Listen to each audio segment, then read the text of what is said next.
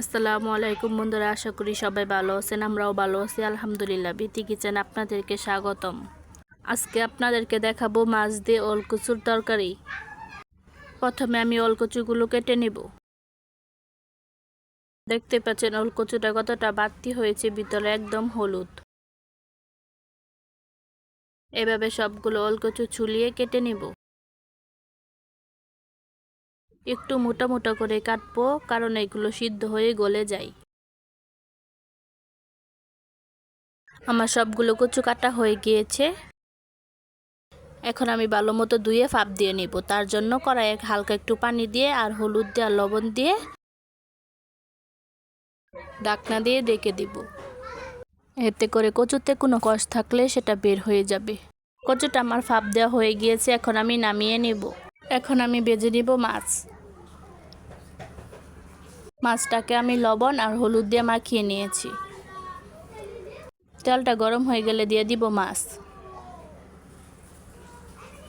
মাছগুলো ভাজা হয়ে গিয়েছে, এখন আমি উঠিয়ে নেব।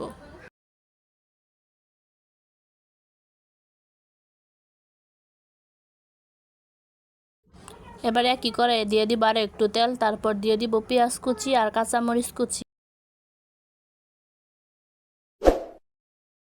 পেঁয়াজটা ভাজা হয়ে গিয়েছে, এখন দিয়ে দিব রসুন বাটা আর জিরা বাটা।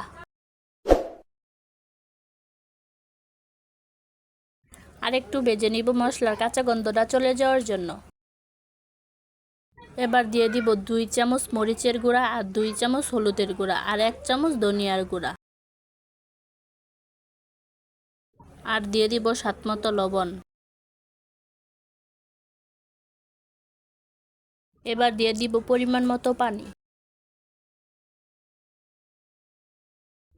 এবার ঢাকনা দিয়ে ঢেকে দিব মশলাটা কষিয়ে যাওয়ার জন্য। মশলাটা কষানো হয়ে গিয়েছে, এই পর্যায়ে দিয়ে দিব ভাপ দিয়ে রাখা কচু। মশলার সাথে ভালো মতো মিশিয়ে ঢাকনা দিয়ে ঢেকে দিব কচুটা কষিয়ে যাওয়ার জন্য।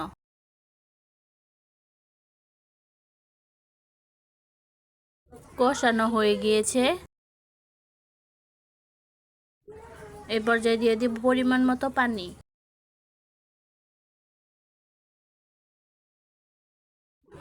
পানির পরিমাণটা একটু বেশি দিব, কারণ তরকারিটা ঝোল ঝোল থাকবে। এবার ঢাকনা দিয়ে ঢেকে দিব পানিটা ফুটে যাওয়ার জন্য। পানিটা ফুটে গিয়েছে, এবার দিয়ে দিব ভেজে রাখা মাছ।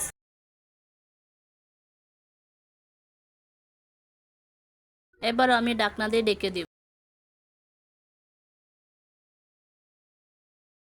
আমার রান্নাটা হয়ে গিয়েছে।